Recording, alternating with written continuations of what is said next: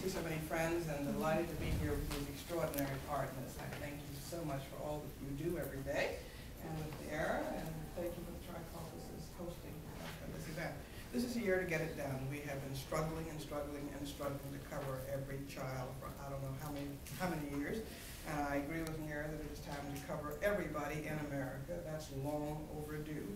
And we're working hard to make sure that that becomes reality. But my most important role is as a mother, as a grandmother, and I just don't understand how we can let any child, any parent, any place in this country go without health care. Children have only one childhood, and their bones and their brains and their blood are being formed today. And so I want to get everybody.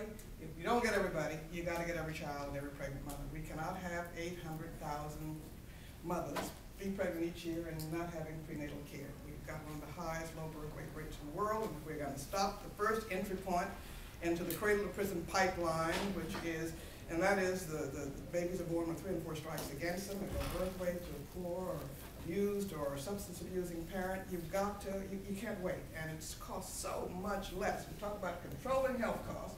Well, children are the way to control health costs, and pregnancy is the way to control health costs.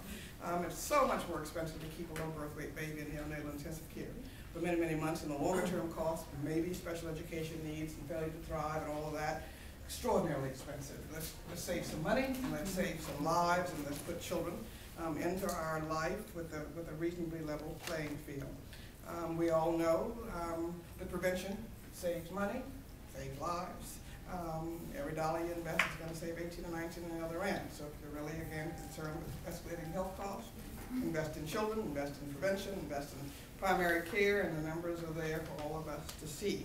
We know that children are about half or more than half of Medicaid loads, but less than a quarter of the Medicaid costs. And so they're the big bargain, and they are an investment, and they can't wait, and health denial results in a lot of other problems. I'm so happy that the President's called for a child health mandate, and this is the year for us to just do it, and do it with urgency, because children are dying from tooth abscesses. Shouldn't happen in the United States of America. Children are sitting up right now in juvenile detention facilities, the most important, least rehabilitated groups places I can imagine.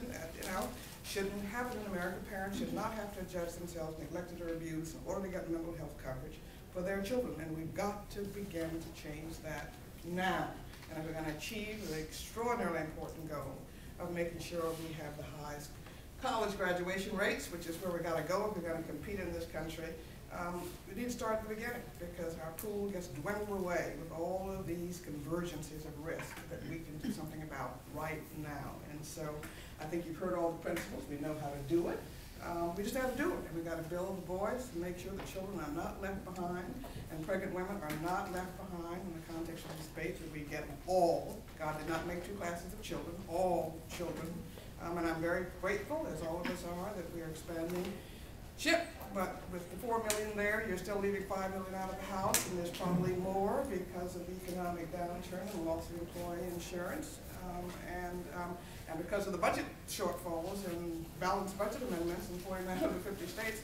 A lot of states, just like Hillary warned a long time ago, are not going to put up the match, and so those expansions may well be more illusion than real, which pushes the urgency of having a guaranteed system. So that's why every child, regardless of where they live and regardless of the political and economic weather, ought to be guaranteed health coverage that's comprehensive, that is of high quality, that is affordable, and that is simple to access. We've got to deal with the bureaucracy. We've got 6 of the 9 million uninsured children who are eligible or not enrolled. We know how to do these things. We need to do them. It's going to save money, it's going to save lives, it's going to put our children on a trajectory of to successful childhood.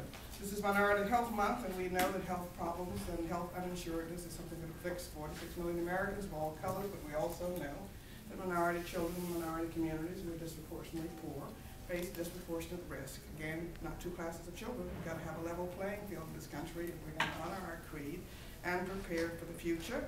And I would just remind us that we need to really re-examine our values, because we we were trying to get shipped, everybody says, figure out how you're going to pay for it.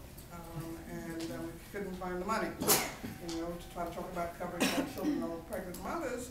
Well, when we were trying to bail out the banks, nobody asked about pay for, and it was $700 billion versus the $70 billion. So I just want to say, let's don't buy, there's no money. And let's don't buy the double standards of what's important. I'm so I look at our country standing, and this is about what we stand for, and how well we're preparing for the future, and I'm convinced that the central economic and social and moral reason why America will not lead, and we must not get there in the new century, is our human capital deficit, and that is in our children. And when we look and see that we are first in GDP and billionaires and millionaires and military expenditures and military technology and health technology, and then look, my goodness, we're 22nd in low birth rate rates and 25th in infant mortality and last in relative child poverty and the gap between rich and poor and in teen pregnancy rates, birth rates, and in protecting children against gun violence and in the number of people who are incarcerated. You say, what kind of country values? What is this? What does this mean in terms of our protecting and preparing for the future adequately? And if we compare just black child well-being to children of the nations, I am not proud that 62 nations have higher infant mortality, lower infant mortality rates, including Sri Lanka. I think we should be able to do better than that.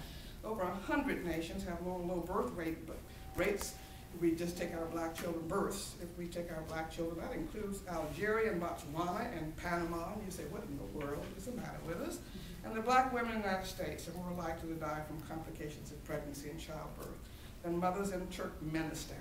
I want our country to be number one. I want all of our children to have hope, to have all the skills that's needed, and hope has to have meat on its bones, and the meat that we need to put on bones this year is health care and mental health care for every child that cannot wait, and I thank all of you who are going to make that happen.